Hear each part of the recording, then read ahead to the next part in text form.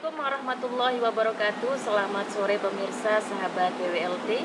Kembali lagi dalam acara kesayangan kita, PWLT Persatuan Wartawan Lombok Tengah Press Talk. Dan kali ini, jika sebelumnya kita telah membahas mengenai pariwisata di Mandalika, pada pertemuan kali ini kita khusus nih akan membahas mengenai lalu lintas di Kabupaten Lombok Tengah. Sesuai dengan tema kita pada sore hari ini, membangun budaya tertib berkendara, dinamika dan transformasi sistem lalu lintas. Dan saat ini saya sudah bersama dengan Kasat Lantas Polres Lombok Tengah, AKP Putih Renaldi. Selamat sore Bapak. Selamat sore Mbak. Gimana kabarnya nih Pak Kasat? Alhamdulillah sehat. Gimana nih kondisi lalu lintas kita saat ini? Terlebih kemarin kita juga sudah menggelar event yang cukup besar, Bonyali kemarin Pak Kasat. Di mana kita menyumbang banyak sekali kendaraan-kendaraan yang berlalu lalang ke selatan. Gimana nih kondisi kita sekarang? Siap. Alhamdulillah untuk saat ini, tepatnya setelah kegiatan event Bonyali kemarin, Pesona Bonyali, untuk arus lalin terpantau udah landai kembali seperti normal. Hanya kemarin di malam puncaknya yaitu di Rabu pagi, di mana di pusat acaranya di Desa Seger ya. Ya, di sana puncak acaranya, di sana memang cukup padat arusnya dan kita juga hadir di sana untuk melaksanakan pengamanan, baik itu pengamanan kegiatan event itu sendiri maupun kegiatan terkait rekayasa arus lalu lintas, sehingga tidak ada kemacetan yang berarti. Jadi sehingga arus lalu lintas terutama di jalan utama, jalan-jalan umum bisa berjalan dengan baik. Alhamdulillah eventnya berjalan lancar dan pada hari H event tersebut alhamdulillah tidak ada kejadian kecelakaan lalu lintas sama sekali. Tapi kalau kondisi kita secara umum, lalu lintas kita seperti apa ini? Apakah kalau kita melihat tren nih, tren penurunan, apakah angkanya meningkat atau justru turun gitu? Kalau dari jumlah, kalau kita melihat dari jumlah pelanggaran meningkat. Setiap tahunnya pasti meningkat. Karena adanya kenaikan jumlah kendaraan, volume kendaraan. Setiap tahun itu jumlah masyarakat penduduk Lombok Tengah itu meningkat, kemudian jumlah volume kendaraan yang berada di jalan raya itu meningkat. Dan sehingga adanya peningkatan jumlah pelanggaran. Dan ini juga kami terus melaksanakan kegiatan preemptif, yaitu kegiatan edukasi. Ya, kami juga butuh kerjasama untuk kegiatan edukasi ini supaya efektif. Kerjasama yang paling utama itu dari orang tua, terutama bagi remaja-remaja, adik-adik kita yang masih tinggal bersama orang tuanya. Ini yang paling utama, pendidikan, pengawasan terhadap anak-anaknya untuk tertib berlalu lintas. Kemudian yang kedua, kami juga minta bantuan dari pihak sekolah, terutama sekolah SMA, karena untuk memiliki SIM itu umur 17 tahun. Kan ada juga anak SMA kita yang 17 tahun sudah memiliki SIM tapi tidak tertib berlalu lintas. Pelanggaran itu memang didominasi oleh siapa? Untuk pelanggaran lalu lintas di wilayah hukum Lombok Tengah ini sendiri didominasi oleh yang utama itu dari sektor swasta. Yang kedua sektor pelajar. Sektor pelajar. Kedua ya, peringkat kedua sektor pelajar. Yang paling banyak melanggar. Tapi kalau kita berbicara angka nih, di tahun 2024 kemarin itu berapa jumlah pelanggar kita? Baik, untuk jumlah pelanggar itu biar saya nggak salah ya nggak apa-apa ya, saya lihat contekan ya. Tunggu ya.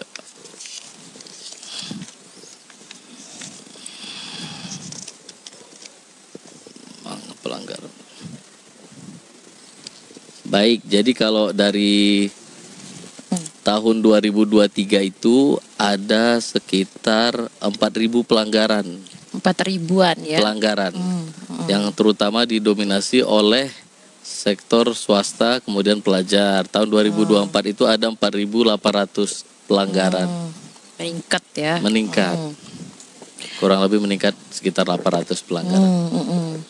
Kalau di bulan Januari hingga Februari ini sudah berapa yang ditertibkan begitu? Yang kita tertibkan terutama kita sekarang lagi melaksanakan operasi keselamatan. Operasi keselamatan kita lakukan dari tanggal 10 sampai 23. Jadi akan berakhir hari Minggu. Dan sampai hari ini kita melaksanakan tilang di tempat itu sekitar 690 tilang. Kemudian untuk belangko teguran atau teguran itu sekitar 1.600. Oke, berbicara tentang edukasi tadi, apakah ada Apakah ada langkah strategis dari Lantas sendiri untuk mengurangi pelanggaran ini, begitu Pak Kasat? Baik, untuk strategi kami, karena kami melihat sektor pelajar itu penyumbang kedua terhadap pelanggaran lalu lintas, kami sudah berkoordinasi dengan Dignas Provinsi, Dignas Kabupaten, sama Dignas Kemenak. Karena kita tahu sekarang yang SD SMP itu di bawah kabupaten, SMA di bawah Dignas Pendidikan Provinsi. Sehingga kita sudah berkoordinasi, kita minta para Dignas bersurat ke masing-masing kepala sekolah agar bisa turut mengawasi, seperti surat edaran dari Dignas kepada para kepala sekolah untuk turut mengawasi anak-anaknya agar tidak membawa kendaraan ke sekolah. Bagi anak-anak yang sudah memiliki SIM atau umur 17 tahun, kalau bawa ke sekolah agar diawasi untuk ketertiban berlalu lintasnya.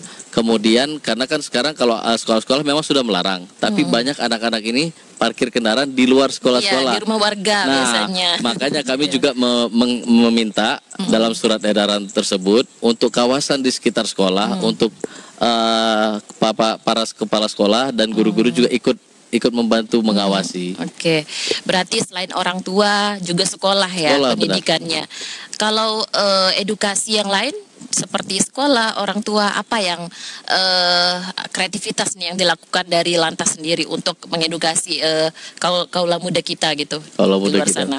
Baik, kalau pihak dari unit Kamsel kami itu sering datang ke sekolah-sekolah, baik itu dari tingkat dini, tingkat SD sampai dengan tingkat SMA sampai dengan perkuliahan, untuk memberikan edukasi, sosialisasi, dan kami juga mencoba meningkatkan kesadaran para pelajar, terutama saat kami melakukan tilang, kami memberikan sentuhan kalbu, kami berikan kesempatan di mana apabila tidak ingin ditilang, mungkin kami berikan toleransi seperti membaca Al-Quran. Ya, jadi kalau yang bersangkutan kami anggap sudah bisa membaca Al-Quran, maka kami beri toleransi, tidak ditilang, tapi kami berikan belangku teguran. Belangku teguran yang akan diberikan kepada orang tuanya. Itu khusus untuk pelajar saja?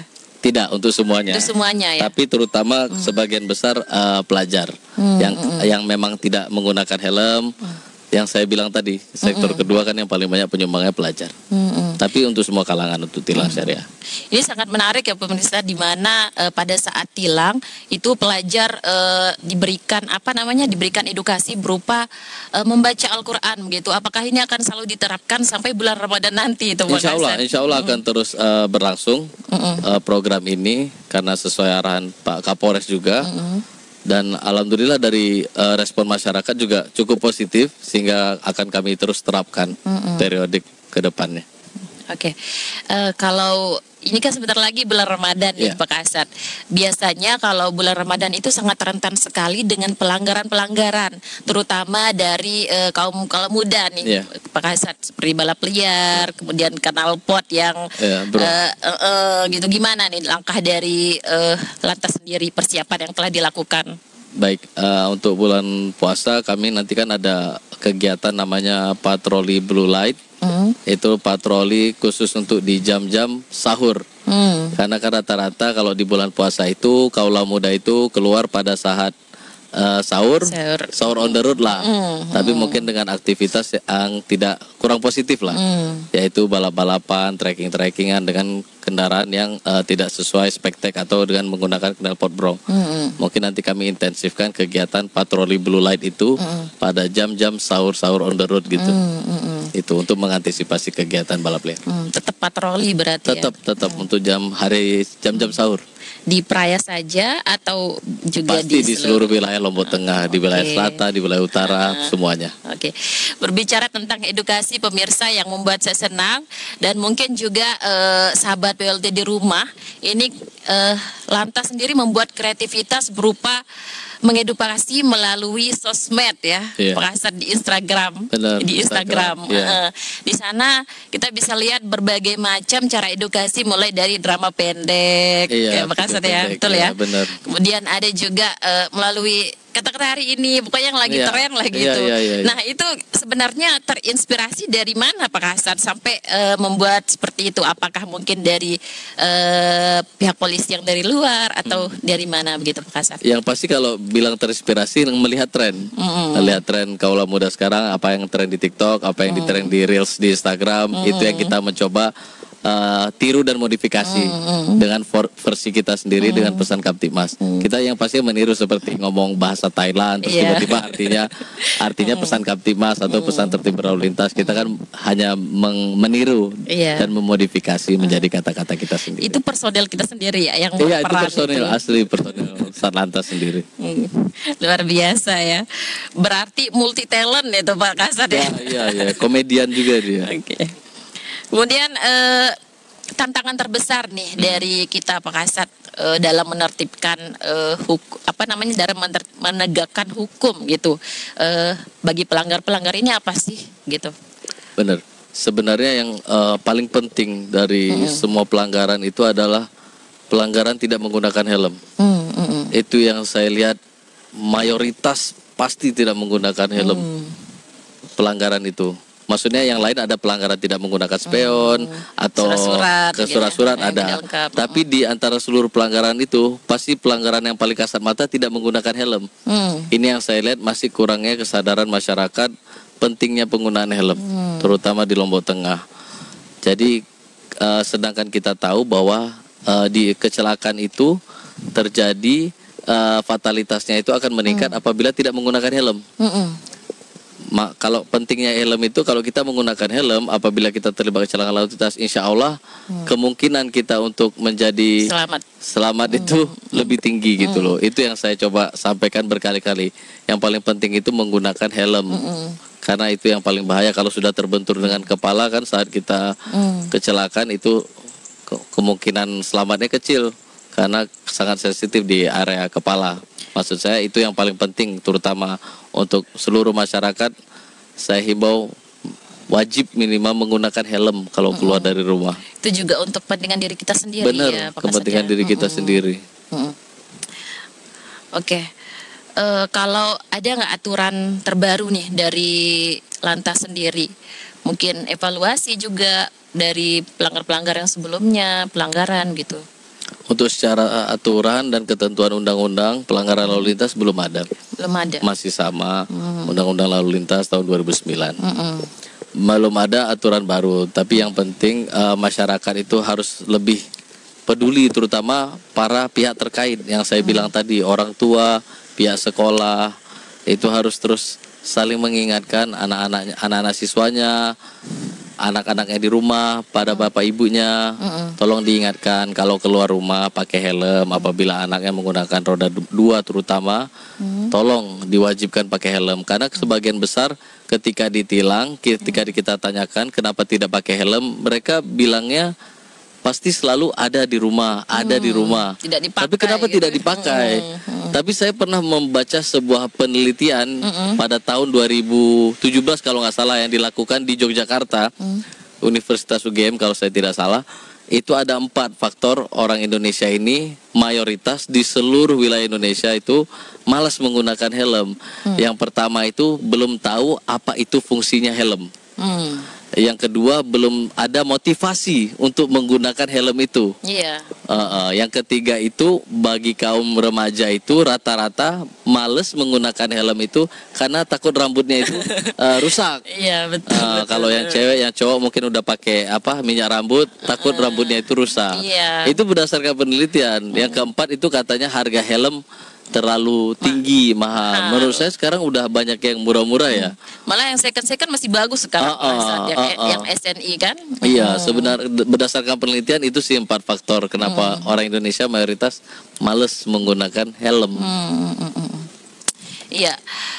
Kalau ini Pak Kasat sempat dulu pada tahun 2023 itu akan ada penerapan teknologi CCTV nih katanya. Seperti di kota lain kan sudah mulai ada CCTV, kemudian tilang elektronik. Itu kalau kita seperti apa sekarang ini? Baik, kalau di NTB sendiri, gitu. Kalau di NTB sendiri untuk etle atau tilang menggunakan CCTV, tilang elektronik belum ada. Kalau untuk di Lombok Tengah sendiri belum ada. Untuk di NTB mungkin akan di Mataram, dimulai di Mataram, di wilayah hukum Mataram. Kalau untuk di Polres-Polres lain belum, di kabupaten-kabupaten belum ada karena memang alatnya cukup mahal ya. Lagi-lagi anggaran gitu ya. Benar, karena CCTV itu bisa mendeteksi pelanggaran tidak penggunaan helm, tidak menggunakan seatbelt. Itu baru diterapkan di beberapa Polda yang ada di Jawa. Iya. Seperti di Jakarta Ya, itu Surabaya sudah juga ya sudah. bisa mendeteksi karena memang alatnya sendiri, kameranya itu sendiri sangat canggih ya, pakai fitur AI. Jadi mungkin anggarannya belum ada ya. Tapi kira-kira bisa nggak kita nih seperti itu gitu Ya, mengasah ke depan ini? Insya Allah dengan dukungan semua pihak pasti bisa ya. Kalau kami pokoknya siap untuk menggunakan untuk penegakan hukum. Oke. Kalau kita berbicara dengan kebijakan penghapusan SIM untuk selamanya ini Pak Kasat. Itu kebijakan di mana ya Pak? Saya belum dengar. Kebijakan nasional, penghapusan SIM, untuk kemudian selamanya. peningkatan standar uji SIM itu. Oh, SIM seumur hidup. Oh, tidak. Ini mungkin pernah menjadi topik pembahasan ya, atau pernah disebutin di DPR kalau nggak salah ya, wacana ya. Untuk SIM seumur hidup itu tidak pernah ada, Mbak. SIM itu berlaku 5 tahun. Dan SIM itu kenapa tidak bisa dijadikan seumur hidup? Karena kenapa harus diuji terus setiap 5 tahun? Karena SIM itu adalah sebuah kompetensi. Iya. Nah, ketika manusia itu bertambah usia, itu penglihatannya itu pasti berkurang. Iya. Kan Logistiknya gerak juga, motoriknya gitu kan. berkurang. Sehingga itu harus diuji kembali. Kenapa di situ ada perpanjangan SIM? Perpanjangan SIM kan harus menguji kesehatan dan psikologis. 5 tahun. Untuk mengetahui apa orang tersebut secara psikologis, secara kesehatan masih layak atau masih terampil untuk mengendari kendaraan tersebut. Makanya SIM itu tidak bisa diberlakukan seumur hidup. Itulah adalah faktor-faktornya. Karena kalau diberlakukan seumur hidup, karena kita tidak bisa menguji atau melihat seseorang itu masih layak nggak sih berkendara, dia masih terampil nggak sih. Nah, karena kan kita nggak tahu ya Mbak ya, kadang-kadang masih muda mungkin dia udah nggak terampil lagi atau udah gemeteran. Kadang-kadang yang udah usia tapi masih terampil. Nah, ada kan masih muda tapi karena ada sesuatu jadinya sakit. Nah gitu itu kan. karena sakit tertentu dia mungkin sudah tidak terampil lagi untuk berkendara atau tidak layak untuk berkendara di jalan raya. Tapi kalau antusias warga kita yang membuat SIM seperti apa sekarang nih di lantas? Alhamdulillah untuk antusias warga kita sangat baik ya, terutama setelah adanya operasi gabungan yang kita lakukan, kita teguran-teguran, penilangan. Dan kita selalu menyarankan agar tidak ditilang lagi, tolong segera membuat SIM di Polres gitu.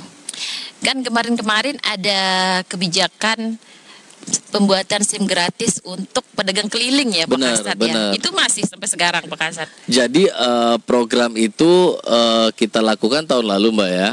Tahun lalu dengan periode 1 bulan. Program itu kita terinspirasi dari programnya Pak Prabowo itu. Ada Astacita, di Astacita itu ada 8 misi. Dari 8 misi Astacita itu ada 17 program. Salah satu programnya adalah penguatan UMKM. Sehingga kami dari Satlantas untuk dapat membantu program pemerintah itu, karena salah satu UMKM itu adalah pedagang sayur keliling, sehingga kita mencoba berkolaborasi dengan pihak Bank BRI dan di sini pihak Sky Launching. Nah, kita bekerja sama dari mereka sebagai pengelola tempat wisata dan Bank BRI kita meminta dana CSR untuk kebutuhan program tersebut. Jadi anggaran program SIM gratis itu dari Bank BRI dan dari Sky Launching, yaitu mitra sponsor dari anggaran untuk pembuatan SIM gratis itu. Karena SIM itu memiliki PNBP, memiliki biaya penerimaan negara bukan pajak, sehingga anggaran itu kita mintakan dari rekan mitra, sehingga terjadilah program itu dan antusiasnya sangat luar biasa. Itu dalam periode 1 bulan kurang lebih 120 pedagang sayur keliling yang ada di Lombok Tengah sudah mendapatkan SIM gratis dan lulus uji teori maupun uji praktek. Baik, Pak Hasan, ngomong-ngomong ini ada komentar nih dari sahabat PWLT. Pak Hasan, buat SIM kok sulit? Dia bilang nih, gimana nih Pak Hasan? Ini sulitnya siapa nih? Namanya siapa nih? Namanya Darek City Channel ya, Darek City Channel. Oh, ini namanya. channel ya. Juga. Iya, Mbak Darek City. Channel. Mungkin Mbak Darek City bisa dikatakan kesulitannya di mana, bisa dijelaskan biar saya juga bisa ikut menjelaskan. Mungkin nanti Mbak Darek City bisa datang langsung menemui saya. Nah, bilang aja Darek City kemarin yang komentar di live PWLT Press Talk datang ke saya. Nanti kita ngobrol langsung, nggak apa-apa. Kalau memang ada kesulitannya, saya undang langsung ke kantor. Tuh Darek City disuruh datang menemui Pak Hasan besok ya. Jadinya nggak sulit-sulit buat SIM gitu. Tapi apa mungkin prosesnya mungkin maksudnya apa? Mau apa ujian teorinya yang sulit, apa ujian prakteknya, enggak dijelasin di komennya ya? Iya, cuma gitu aja. Kok sulit gitu. Boleh. Mungkin kalau malas ngetik datang langsung ke kantor, temuin saya, nanti kita ngobrol. Iya. Oke, tapi selain mengatakan membuat SIM itu sulit, di sini juga ada beberapa semangat nih, banyak sekali yang menyemangati Satlantas Polres Lombok Tengah.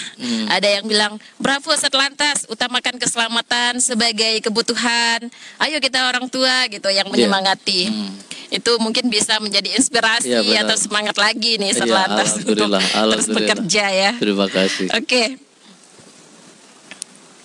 Nah,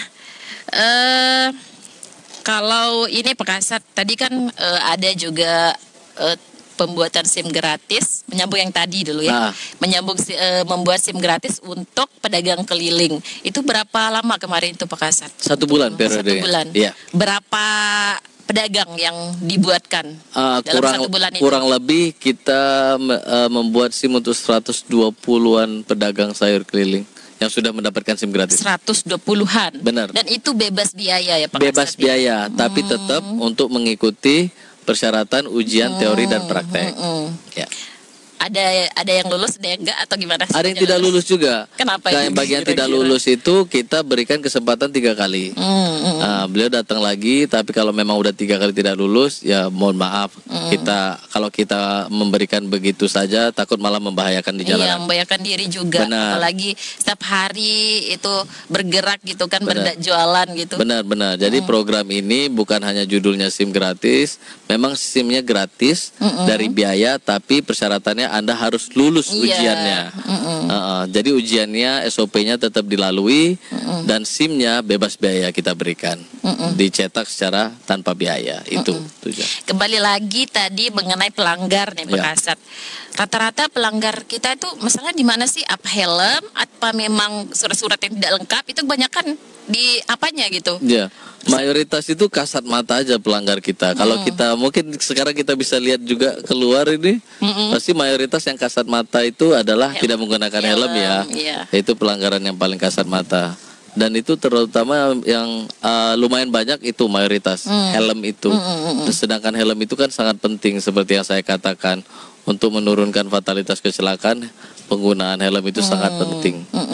Ada yang menggunakan helm tapi bukan SNI, tetap itu. Setidaknya masih menggunakan helm ya Mbak ya, daripada tidak menggunakan helm sama sekali. Menurut saya SNI tidak SNI ya diutamakan yang SNI, tapi kalau tidak ada setidaknya menggunakan helm ya Mbak. Itu aja sih. Baik.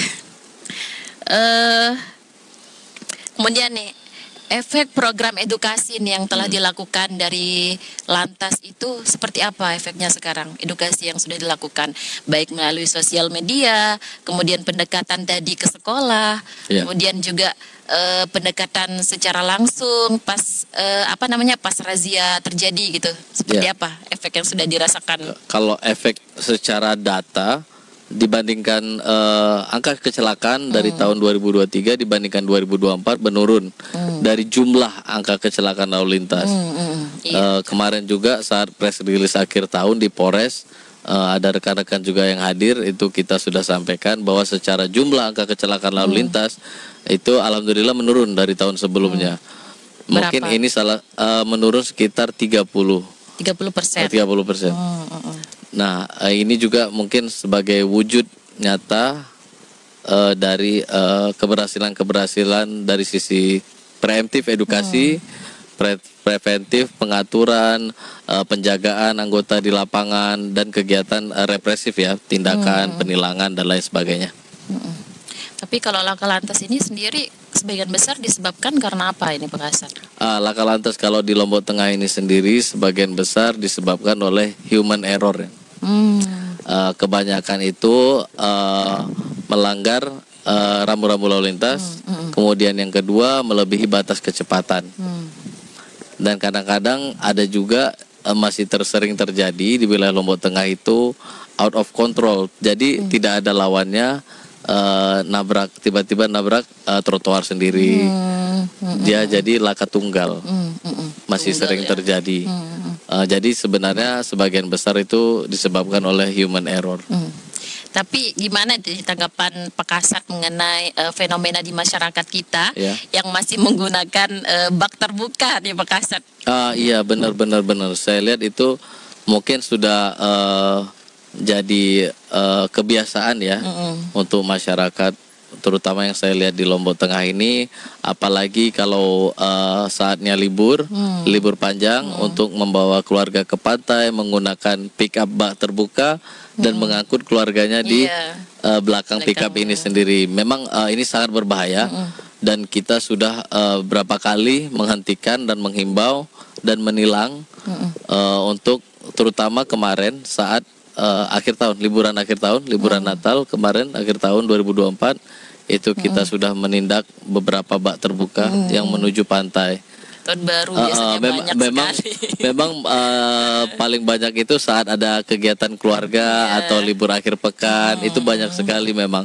Memang kita paham ya, memang untuk kadang-kadang yang bersangkutan itu berdalih lebih irit ya, lebih hemat biaya, pakai mobil bak terbuka. Karena banyak isinya di belakang.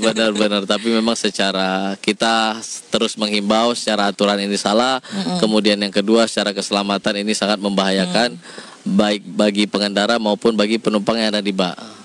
Sangat berbahaya apabila terjadi kecelakaan, kan sangat kemungkinan besar fatalitasnya sangat tinggi gitu loh untuk ada yang meninggal dunia. Tapi banyak ya masyarakat kita masih banyak terutama ke destinasi wisata itu tadi yang saya sebutin saat long weekend. Oke. Kalau kolaborasi kita nih Polres dengan dinas terkait seperti Dishub dalam menegakkan ketertiban lalu lintas ini seperti apa? Baik. Jadi kebetulan minggu lalu kami baru saja rapat untuk forum komunikasi lalu lintas. Minggu lalu tanggal 13 hari Kamis di kantor Dishub, kita rapat dengan stakeholder terkait, dipimpin Kadishub sebagai sekretaris Forum Komunikasi Lalu Lintas Lombok Tengah. Itu dihadiri Dishub, saya sebagai Kasalantas, kemudian Dinas PUPR, Organda, Perkim. Jadi untuk stakeholder terkait sangat lengkap. Di situ kami membahas yang pertama mengenai legal formal kami dulu terkait pembaruan CAP kami yang harus diperbarui dengan tanda tangan Pak Bupati. Kemudian kami membahas beberapa permasalahan atau fenomena terkait lalu lintas dan angkutan jalan. Di situ juga kami sudah menyusun dan membahas beberapa permasalahan seperti kekurangan rambu-rambu lalu lintas di beberapa titik, kemudian jalan-jalan yang berlubang, penerangan jalan yang kurang di sisi mana saja, dan kami juga pada hari Minggu lalu, hari Kamis kami melakukan survei jalan, terutama letak-letak jalan berlubang, sehingga hasil-hasil yang kami lakukan atau diskusi-diskusi yang kami hasilkan itu kami cantumkan menjadi sebuah rekomendasi yang kemudian akan kami ajukan ke Bapak Bupati untuk bisa ditindaklanjuti sebagai pembenahan di sektor lalu lintas dan angkutan jalan, terutama sarana prasarana di jalan raya yang ada di Lombok Tengah. Oke, Pak Kasat, ini ada komentar lagi nih dari netizen. Kok ketawa? Dari Ramadita Wahyu. Ramadita Wahyu nih. Tolong Pak Pol, knalpot racing atau brong juga ditertibkan karena bising, terutama menjelang bulan Ramadan. Baik. Ini sudah kita bahas tadi, mungkin bisa diulang Pak Kasat. Iya, benar. Ya, insya Allah menjelang bulan puasa juga kami terus melakukan kegiatan penertiban, terutama untuk knalpot brong ya yang mengganggu masyarakat. Mungkin nanti yang seperti saya katakan tadi, terutama dari awal sampai akhir bulan puasa itu kita akan lakukan namanya patroli blue light. Itu nanti jam-jamnya adalah jam-jam menjelang sahur, di mana kebanyakan kebiasaan remaja itu melakukan trek-trekan atau menggunakan knalpot brong saat melakukan kegiatan mungkin sahur on the road lah judulnya.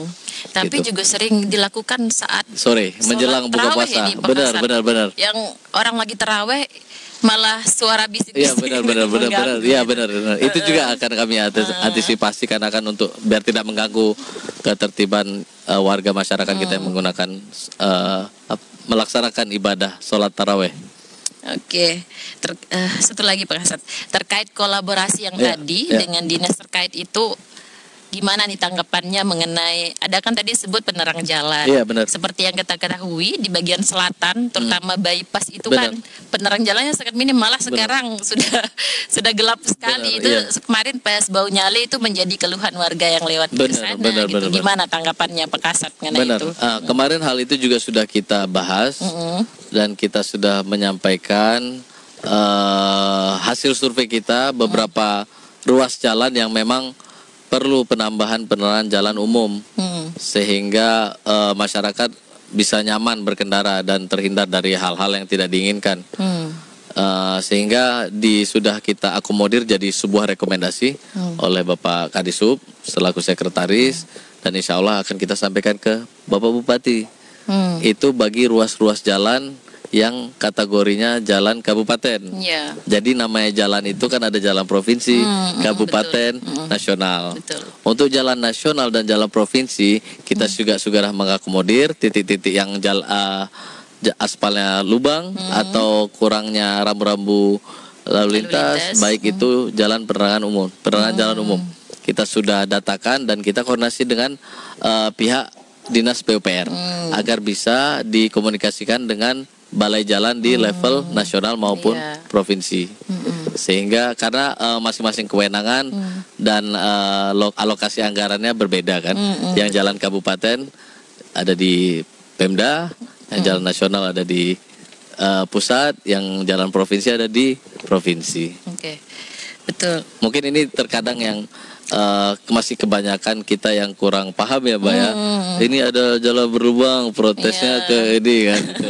Iya, mungkin tidak harus tepat dipahami. sasaran, Ya, gitu. harus dipahami juga. Tapi kita tetap berusaha berkomunikasi gimana caranya bisa masyarakat bisa nyaman. Oke. Apalagi nih? Itu di depan Poltekpar sering balapan Pak, tolong ditilang dan ditahan motornya sekalian sampai selesai lebaran. Nah, ini komennya dari Adika Chandra.